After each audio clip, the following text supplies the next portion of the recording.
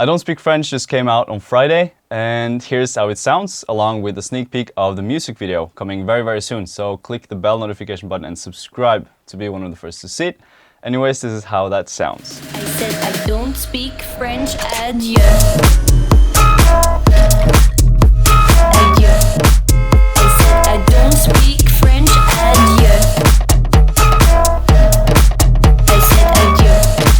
I said I don't speak French. Thank you guys so much for all the support on it already. It's been crazy, all the love you guys have been showing, and seeing like Tiësto having played it for months in his set and Zed playing it at Ultra. It's just crazy to me. So very, very thankful. Rebmo, who did the vocal on the track, she's in the US now for a week. So we're gonna do a video on like the break, build and the vocals next week. So for this one, I will just focus on the drop and production, more like that, more stuff like that. As always, one of the first 500 commenters will get a free master done by me. But I'll shut up now. Let's dive into it. That's the top kick. It's from some sample pack. It has this noisy sort of quality to it, and alongside with the kick that I usually use, it felt a bit too digital for this track, so I ended up adding this top kick to it. Without it, over to the clap. This is just a sparkly top layer along with this one, another sparkly top layer, and a more wide snare. Samples that I usually use as well, and they also they're longer on the second time around, just to give it some groove and bounce. I also have this thing, just adding some extra snap on the second one. How have I layered these? I've just put them together and EQ'd them accordingly, really. Not really anything special done here, I just cut it out pretty much and it just worked. The samples were working together, so I didn't really have to do much. Would usually compress them together, but just didn't need it, apparently. And I have this thing going into each kick. It's a trick I've used a lot, which just adds some extra power. You can't really hear it, but it just adds some extra groove. Now for the sub,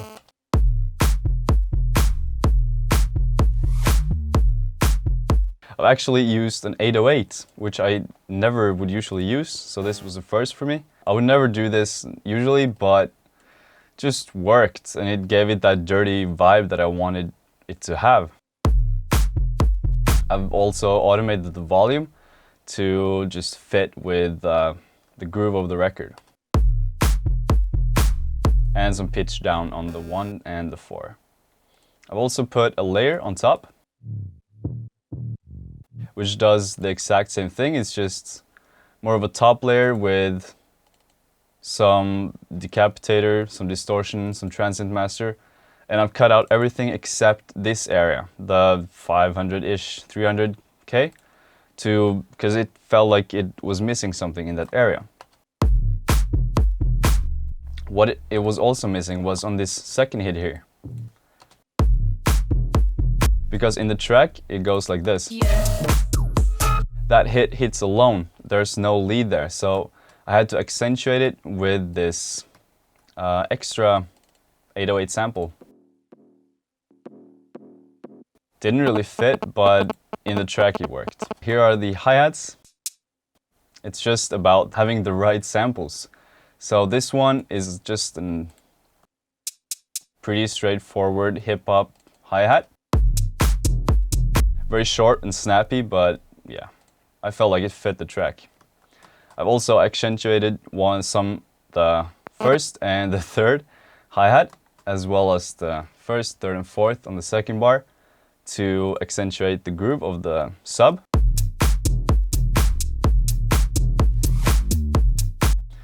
Can't really hear it, but it's a wide one, so you get that extra space on these ones, because these are pretty mono, but I wanted something wide there.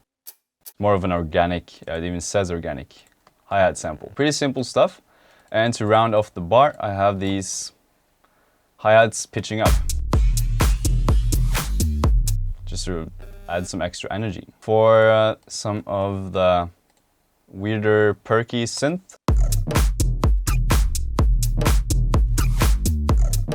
Just to get some groove going, because the melody is like ba ba ba ba. You really had to add some just stuff to keep it grooving and moving. Now this was, I'm not gonna lie, pretty much every single one of these elements were random, because I just had to test out things for hours and hours and until I found something that worked. And I'm not going to say it's perfect, but I felt like it fit the record at least. So we have this thing, which is a downlifter, which I've panned a bit and volume automated. Also pitched it down quite a lot and sidechain it. Just gives it that vocally effect, which I added into the sub. And here we have the first drum thing that adds to the groove. It adds so much. Without this, it just felt so stale. And yeah. It's, I don't even remember where this is from.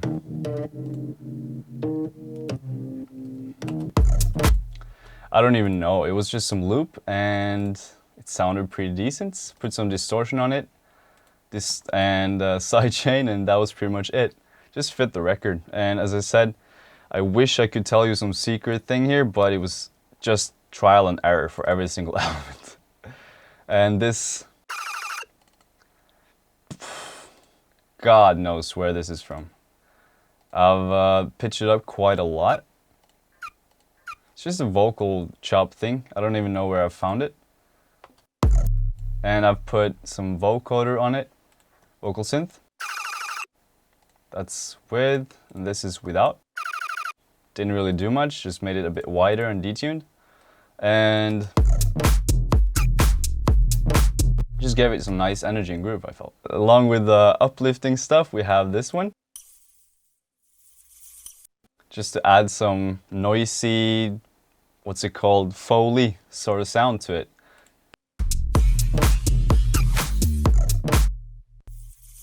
And just adds some transition element. It just worked. And over here, the typical thing. And I've had a lot of questions about these, because they really, really helped the record move along and made it interesting. Now these are as well just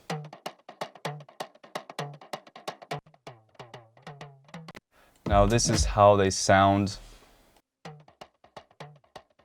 just from the get-go. Damn. I feel like it's cheating almost, but I didn't really do much. I just felt like the loop worked so well. I don't usually do that, but it just fit too well to ignore it. Distorted it quite heavily. Added some Valhalla room that isn't doing anything here. Took down some of the mids to make it a bit wider.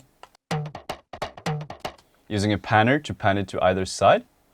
And a bit speak to add a little bit of a crunch just to make it pop through the mix a bit more. I've cut out the lows, added some highs to make it spark and just pop through the mix as well. So that feels like cheating, but it's not cheating when you use it correctly. I also have this one, which is just something I sample like when I was ill or something. Just a really nice white noise. Just has some nice character to it. I added that one. Now you're probably gonna hate the record for knowing that it's me going like, but, oops. And some regular white noise to hide it. So that's pretty much the groove, I feel. Pretty much, yeah, I think we're done there. So over to the synth. The synth actually came from another loop. This is the track of loops, apparently. That sounded really lame. I'm not gonna say that again. This is the loop originally.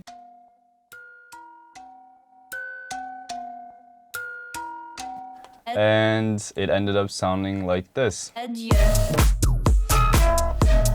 for one, I've slowed it down quite a lot to make, because it had this resonant, like gnarly character to it that I wanted to extend. So when you extend stuff, you just make those harsh sounds more noticeable. So I did that. And I've also pitched it down a little bit.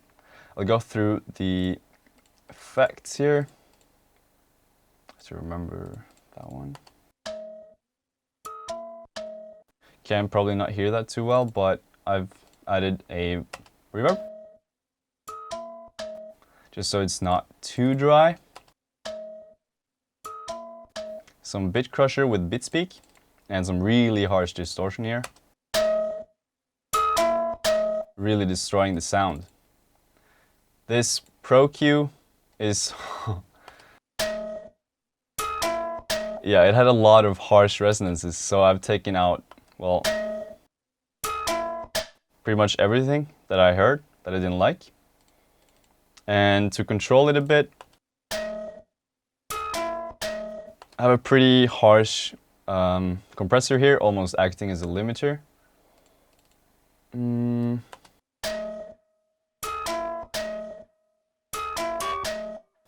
I don't know why this isn't doing anything. I think it was supposed to, but over to the EQ. Just cutting out the unnecessary frequencies in the lows. 100% sidechain, because it was really needed to be controlled. And for some reason, I've put a PSP vintage warmer after the sidechain, which I shouldn't have done. Just crushed it even further and made it sound horrible. In a good way, I think. And that's pretty much it. I also have some reverses. Just reverses. I bounced it out with reverb and then reversed it. That helps a lot. French adieu. Adding some tension and keeping everything moving. What I've also done here is add these that I've spoken about in the video on how to make an extended mix, or how I do it. Now, I really want you to listen to this, because I just listened to it before we started filming this, and I'm curious if you guys can actually hear what this is doing or not, because I'm a bit split if I think you guys can, because I'm a bit unsure if I can. So that's how it sounds without it and with this lead.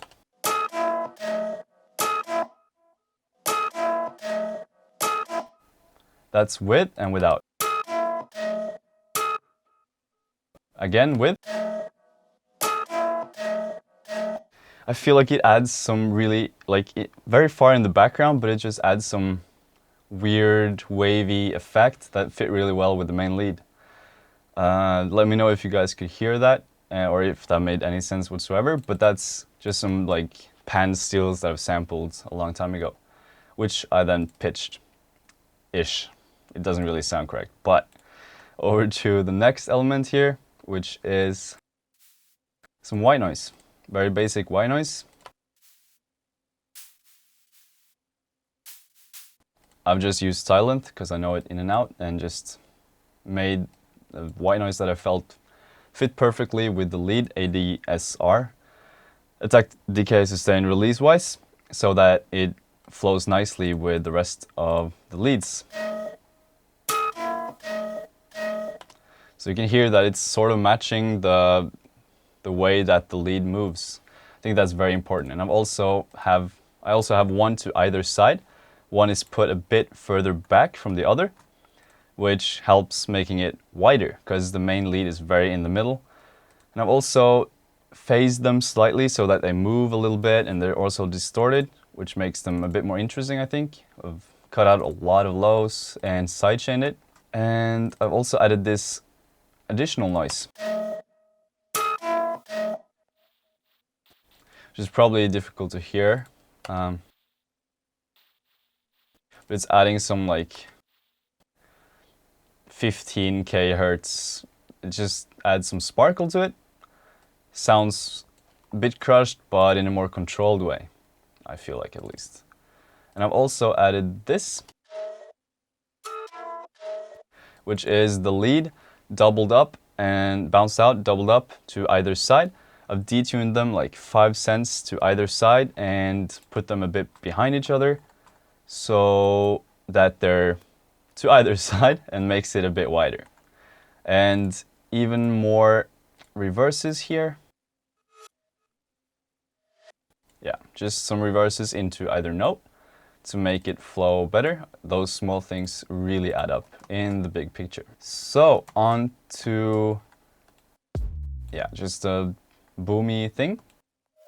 And this is another thing that I use a lot, which is having like a grounded note of the root note of the record just through very low in the drop. Helps with like gluing the track melodically, I feel like. It's just spoken about it in other videos, but it was just like a sound that my speakers were making, and I just like the sound. Has a really constant note that feels really nice. And I just pitch it to the right key. And as always, you can download it from the link below. I hope you guys enjoy all the samples, because I think there are a lot of cool samples from this record. So yeah, I just sidechain it, cut out the lows, and I also had to cut it out somewhere here because it was, you could hear it too well in this region of the track, in between here. Sounds like this. You really want it to be really dry and punch through. So I had to cut out both that and the crowd noise here. Which is just a basic crowd noise, probably like MS'd a bit. With MS I mean taking out the mids so that it's a bit wider and doesn't clutter up the mix in the middle. But yeah, that helps with adding some ambience and ambience, I don't know. And the vocal here really works as well. Yeah. In the drop. Adieu. I said I don't speak French. Adieu. I'm going to be talking more about the vocal in the next video, I think. I'll just go through quickly what's up with this one, in the drop at least. I said I don't speak French. I said I don't. So I've just controlled the sustain a bit. Just took down the sustain so it's a bit more snappy. It was taking up too much space in the drop. I said I don't speak. Really giving it some like analog drive with a PSP vintage warmer. I said I don't speak. Some slight radio delay filter thing to give it some room. I said I don't speak. Very, very short reverb to put in a space. Cut out a resonant here and some lows that were competing in the mix. Sidechained it, and it's about it really. I said I don't speak. Yeah, that's pretty much it. And let's continue down here to a lead layer, I believe. Let's see. Sounds super lame, but it really works. I think at least. Without.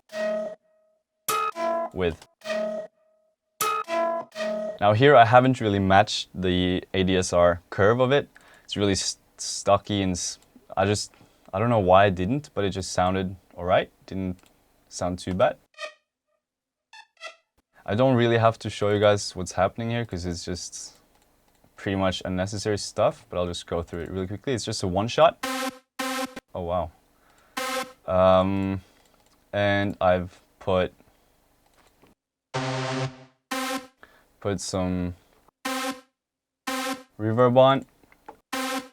Bit speak, can't really hear this. Took out a lot of resonances that were cluttering up the mix. Now this it doesn't really sound correct, but it looked correct because it's in other notes that are responding to this frequency filler, but I just took out a lot of resonances that were fighting with the main lead because I really wanted it in the background. And some echo that is probably automated. Some really harsh vintage warmer. Cut out a lot of stuff where I wanted like the white noise to take over because it had like a cleaner top, if that makes sense. Sidechain and a limiter, which is doing absolutely nothing. So I feel like that added a lot in keeping the track more of like, it made more sense because you could like hear the melody more properly, and yeah, I felt like that worked. So reverse into the vocal part here. This is the bass fill thingy, which I use in every track almost. This is how it sounds alone and in the track, and without. Just add some like darkness, I don't know, with some reverb actually, which I wouldn't normally do, but it just fit. Some distortion, and I've just EQ'd out all the unnecessary stuff. Yeah, it just goes through here, and a different one here. Also, like, made it into like a reverse with the volume filter thing, volume automation, that's what it's called. So this one is a sound that is actually only added in the second drop, which I'm explaining now, but it's just like, oh, it's actually this as well in the same mixer channel, because I'd run out of mixer channels, I think. And yeah, it's just a pretty clean ride, very short one, and without.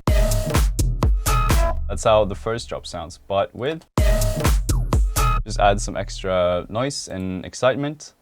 And this thing, it's just a disco effect thing that is pitched up and bit crushed. So for the second part of the drop, which is like French adieu.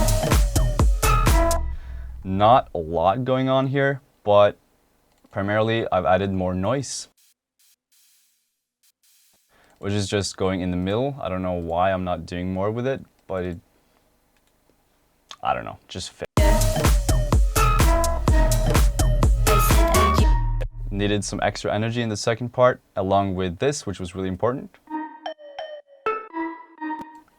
An extra layer on top of the lead, which is this one, which I've used in a lot of records lately, and the IDP dip sound. So yeah, that's pretty much it, just playing the melody. Also have a crash here that isn't even sidechained. Damn. Another open hi-hat to add some extra drum stuff. Very in the background, but it just adds something new to it. New feel, new groove. And yeah, I'll explain that in the next video. And a riser, very standard one, not doing a lot, with a reverb, sidechain, and a second one, and a third one. Yeah, it's just basic fills, risers stuff, which you can download below. I think that was pretty much it. I hope I didn't miss something. Please ask if I did, and I'll go through the rest of the track in the next video, along with Remo explaining the vocals and how that came about and stuff like that. But I appreciate you guys so much. Thank you so much for watching, and I'll see you guys next week. Take care.